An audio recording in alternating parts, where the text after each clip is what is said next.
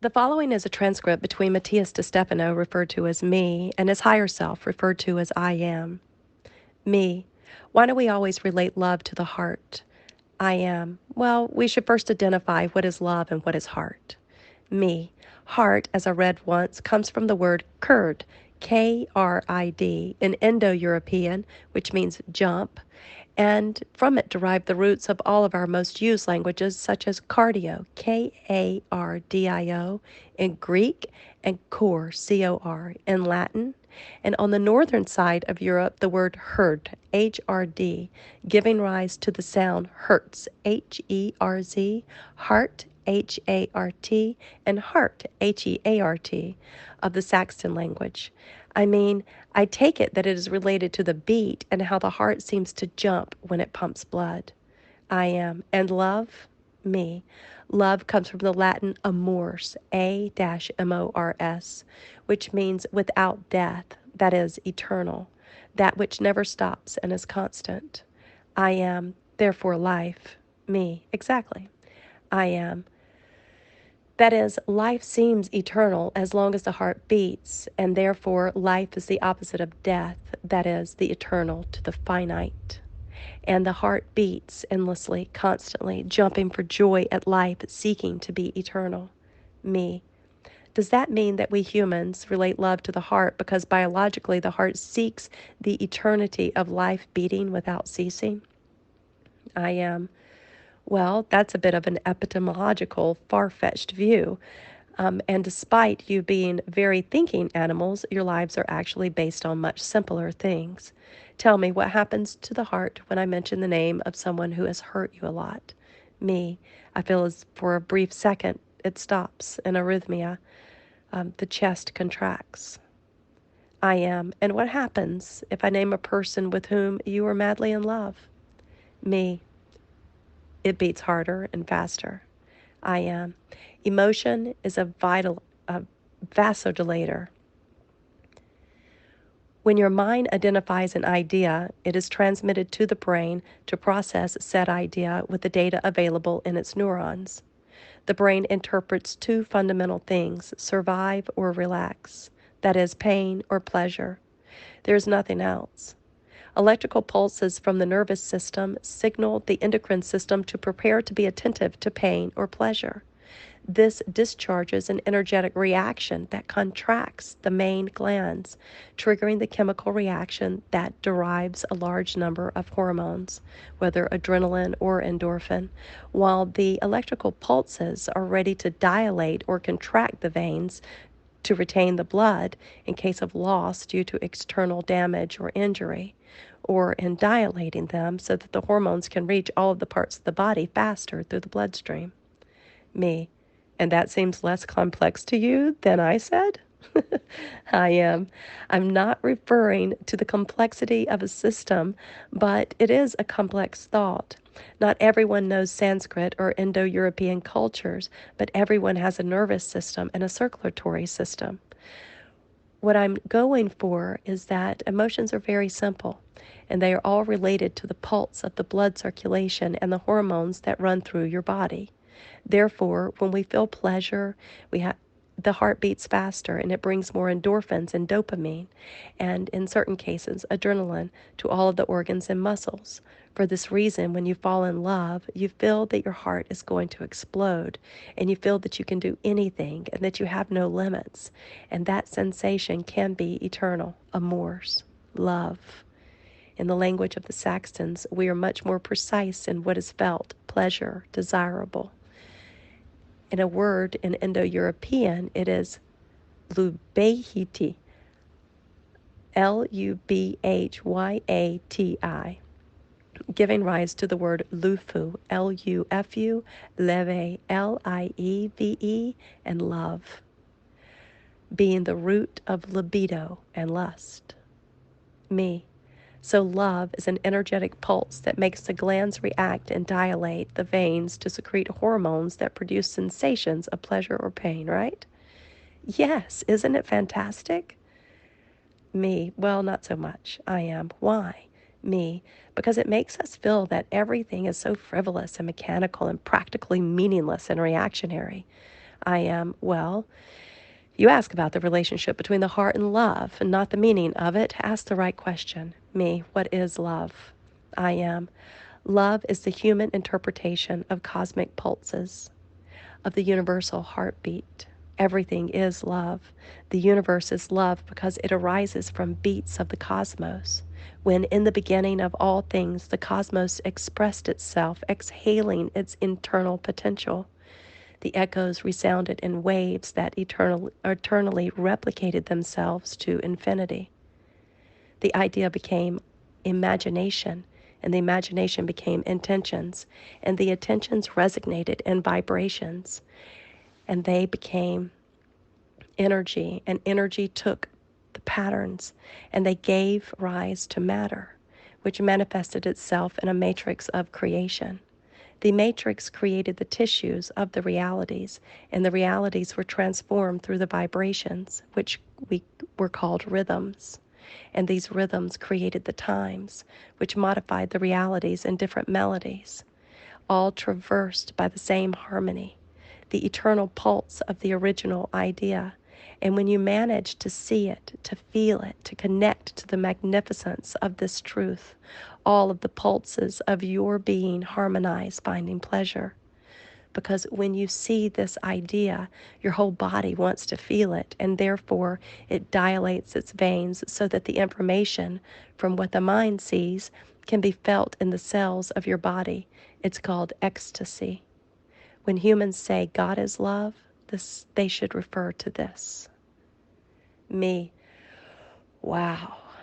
So it's as if the universe itself has a heart, and the cosmic pulses are like those neural reactions of our bodies. I am. But the universe does not have a single heart, but millions and billions and billions. They are all like gears that are a very complex clock, all beating perfectly, pulsing the energy of the universe through time and space. Me. So when the human speaks of feeling love in the heart, he is not wrong. He is pulsing the energy of the universe. I am, exactly. For biology is only a cosmic expression, a replica, an echo. To understand the ideas of love, it must be separated from the poetic romance that human culture has deposited it in. Do you want to break it down and demystify it? Me, of course. I am. Love can be seen as a philosophical concept related to the eternity of the universe, something that goes beyond us, an energy or essence that unites us. Biologically, it is related to libido, that is, to the different levels of pleasure generated in our body when feeling the pulses. But both are the same. Look, the transcendence of a being can occur in various ways, but in matter, you basically have two that come together in the same concept, multiplication. You can multiply yourself, like a starfish or a bacterium or a plant, or on the other hand, you can reproduce. Both acts are painful because it involves dividing and breaking something of me to create a new me. So biology found a way to solve the fear of multiplication by generating hormones that turn pain into pleasure. Yes, there is a natural pulse in living beings that force them internally to seek to multiply. The vessels dilate, the hearts pump harder, the reproductive organs grow, and your genitals are suddenly related to your heart more than ever. Thus, the universe makes sure that you continue expanding, transcending, multiplying, and creating. So when a species has more cognitive development, it takes this pulse to culture, and from culture, it makes it art, and it turns it into romanticism, and it's called falling in love. Me, how do you explain the homosexual relationship that do not have a reproductive destiny? I am. When animals discover the amount of energy that a being has inside and what is capable of generating when that energy is felt, it has two ways: the discharge of this energy or the use for a common benefit. What I mean is that this energy is not always necessary for multiplication, but it in turn activates energy mechanisms that make us multiply in other dimensions. It's not all about this third-dimensional world. Many animals use homosexuality as a natural process of energetic symbiosis and survival, such as certain birds and mammals. Others, like humans, use it to turn transcendence and creative energy. To reach other dimensions, you need this pulse. The sexual energy, the heartbeat, they are linked to the superior spheres of consciousness. And since the pulse is interdimensional, in other words, it does not have matter with whom you feel this pulse. It is the important thing is what you do with it, and if it is for an organic and common good, and not just for the search to satisfy the biological organism. So the universal pulse, the cosmic heartbeat, is reproduced both horizontally and vertically. How do I know if I am using this pulse correctly or not? I am.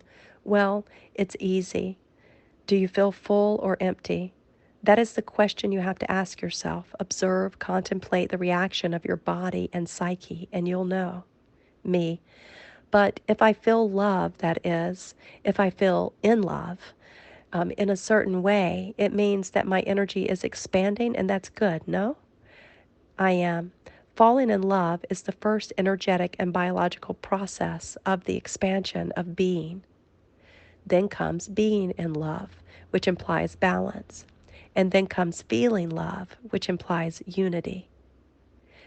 To then arrive at amar, simply, which implies freedom in both agents who fall in love. And that is the concept that we have romanticized. We have turned the basic pulse of reproduction into the search for transcendence. Love then is an energy, which is not in the heart, but throughout the body, at different levels, dense and subtle, and which pulsates from the cardiac organ. I am sure. It's the energy engine that makes the machinery work, the clock of eternity. Of the expansion, everything you feel in your life, therefore, passes throughout the heart, and calibrating the energy sources of your heart is essential, for there is to be balance in what you pulse toward your own universe. And this is in relation to emotions. I am, no, in relation to the mind, because remember, it is an idea that made your heart contract or dilate. Then you must become aware of what your thoughts and ideas about reality are.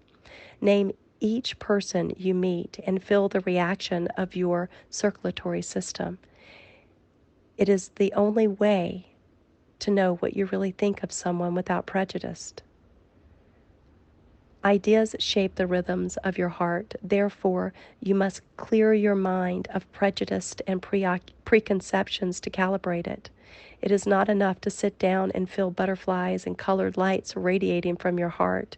Now that you understand the machinery that generates the expansion pulse, you will know the consciousness you must use, and you must use it correctly.